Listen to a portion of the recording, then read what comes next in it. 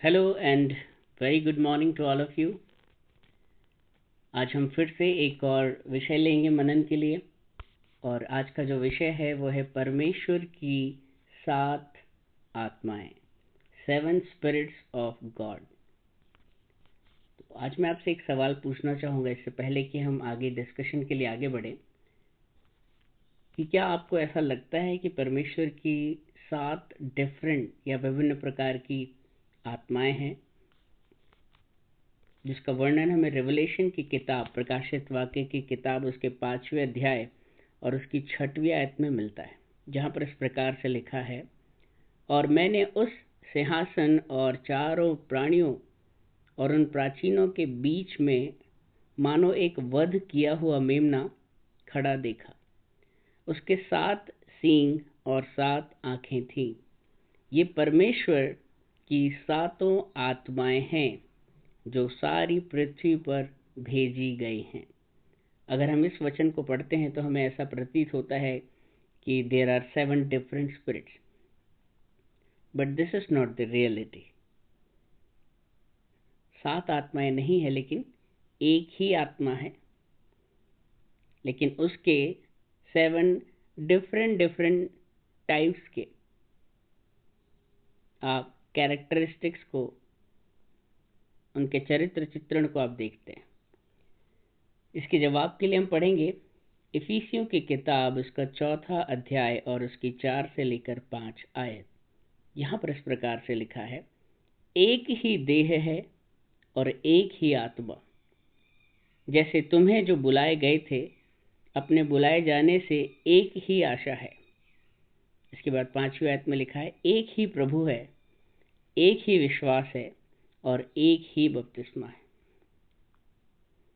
और इसी से मिलता हुआ हम एक और वचन पढ़ सकते हैं जहाँ पर ये बात बिल्कुल क्लियर हो जाती है।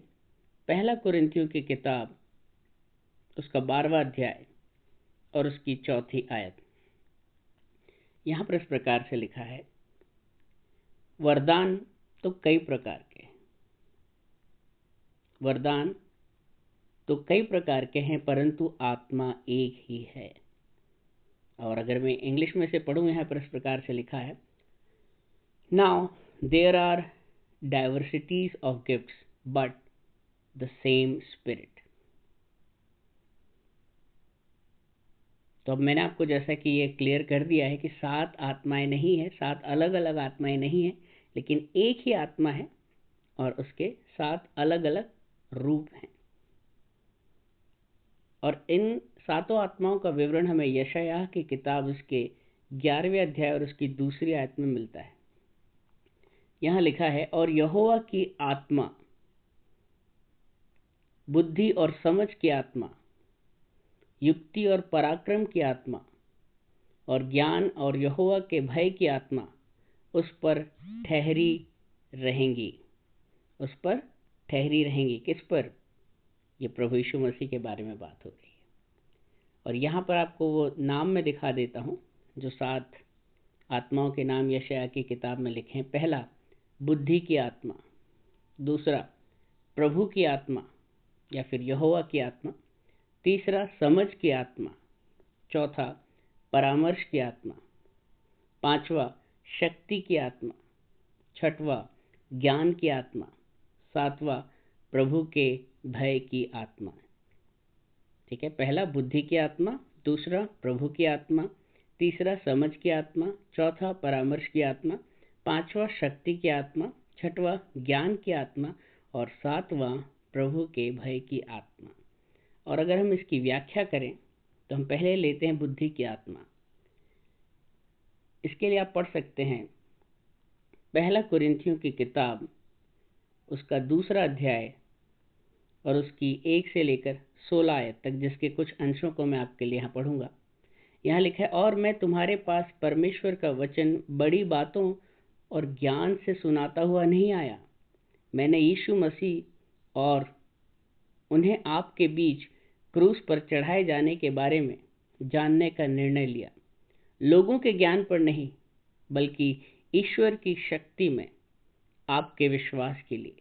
मैं आपके साथ दुर्बलता, भय और महान कंपन में था, और मेरा भाषण और मेरा संदेश ज्ञान के शब्दों में नहीं बल्कि प्रदर्शनों में अर्थात आत्मा और शक्ति में था। तो ये वही बुद्धि का आत्मा है जिसके द्वारा पौलुस को प्रभु यीशु मसीह का रिविलेशन प्राप्त हुआ। इसके बाद हम दूसरा जो है टाइप ऑफ स्पिरिट देखेंगे। दूसरी जो आत्मा है वो है प्रभु की आत्मा अर्थात यहोवा की आत्मा। इसके लिए आप पढ़ सकते हैं रेफरेंस के लिए यशायाह की किताब उसका 61वां अध्याय और उसकी पहली आयत। यहाँ लिखा है, यहोवा ने दुखियों को सुसमाचार सुनाने के लिए मेरा अभिषेक किया है। उसने मुझे दुखी लोगों को शांति, बंधुओं को छुटकारे और बंदियों को छुटकारे का प्रचार करने के लिए भेजा है। इस कारण यहोवा परमेश्वर का आत्मा मुझ पर है। ठीक है, ये यहोवा का आत्मा जो कि प्रभु यीशु मसीह के ऊपर था और जो आज हम सब के ऊपर है, यीशु मसीह पर विश्वास करने के द्वारा, जो हमें प्रेरित करता है कि हम परमेश्वर के सुसमाचार को इस पूरी पृथ्वी में फैलाएं और लोगों को अंधकार से ज्योति की ओर खींचें। तीसरी जो आत्मा है वो है समझने की आत्मा, नॉलेज एंड अंडरस्टैंडिंग। समझने की आत्मा, इसका विवरण आपको मिलेगा नीति वचन की किताब उसका 3 अध्याय उसकी 13 से लेकर 18 आयत तक। यहाँ लिखा है, धन्य है वे जो बुद्धि और समझ पाते हैं, क्योंकि उनका लाभ उनकी कमाई चांदी से और उनकी कमाई सोने की कमाई से बढ़कर है। आप जो कुछ भी चाहते हैं वह उसकी तुलना करने के करीब भी नहीं आता है, क्योंकि वह गहनों से अधिक मूल्यवान है। वह अपने बाएं हाथ में धन और सम्मान धारण करते हुए अपने दाहिने हाथ में एक लंबा जीवन रखती है। उसके सब मार्ग शांतिपूर्ण है और वह सुखद मार्गों पर चलती है। यहाँ पर बुद्धि को, यहाँ spirit of knowledge and understanding को सोने और चांदी से भी बढ़कर बहुमूल्य समझा गया है। जिसके पास ये दोनों हैं वो वास्तव में इस पृथ्वी का सबसे ज़्यादा प्रॉस्परस और रिचेस्ट मैन है। इसके बाद हम चौथी आत्मा देखेंगे, सलाह की आत्मा, स्पिरिट ऑफ काउंसल। मैं पिता से विनती करूंगा और वह तुम्हें एक और सहायक देगा कि वह सर्वदा तुम्हारे संग रहे। वह सत्य का आत्मा है। जी हाँ, इसका विवरण आपको यूहन्ना की किताब उसके 14वें अध्याय उसकी 16 और 17 आयत में मिलता है। ये वही आत्मा है जैसा वचन में लिखा है कि जब तुम बाएं या दाएं भटकने लगो तब तुम्हारे पीछे से तुम्हें एक आवाज़ सुनाई देगी कि मार्ग यही है, इसी पर चलो।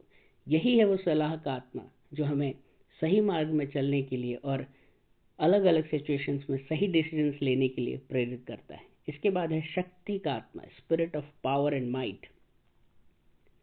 इसका विवरण आपको मिलेगा भजन संहिता की किताब उसके 46वें अध्याय उसकी 1 से लेकर 3 आयत में। यहाँ लिखा है, परमेश्वर हमारा गढ़ और दृढ़ गढ़ है, वह सहायता का एक निरंतर स्रोत है।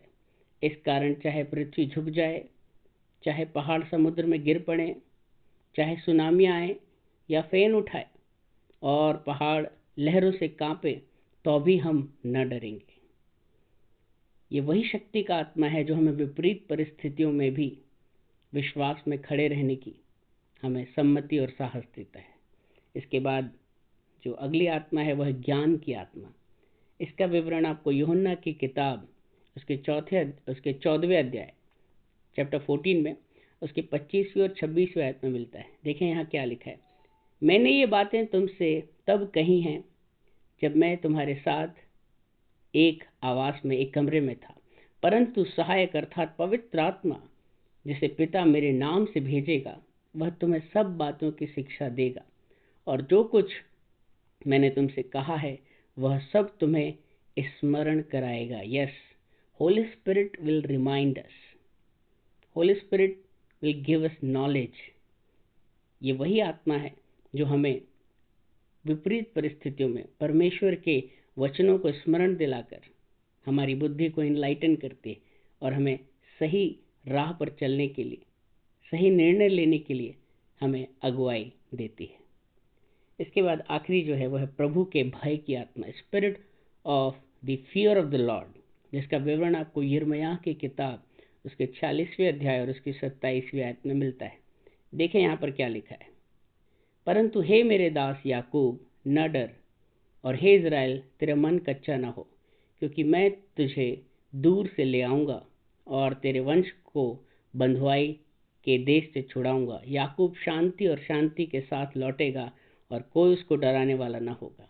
जी हाँ, यही जो प्रभु का आत्मा है, ये हमें, चाहे हमारे विरुद्ध कितनी ही विपरीत परिस्थितियाँ क्यों ना हो, चाहे हमारे विरुद्ध लड़ाइयाँ ठन जाएं, चाहे हमें शत्रु मारने के लिए द्वार पर खड़ा हो, लेकिन ये जो परमेश्वर के भय का आत्मा है, ये हमें इस संसार के तमाम उन भयों से, तमाम उन डरों से मुक्त करता है ना। अगर आप परमेश्वर से भय रखते हैं तो आपको जीवन में किसी और से भय रखने की, डरने की ज़रूरत नहीं है।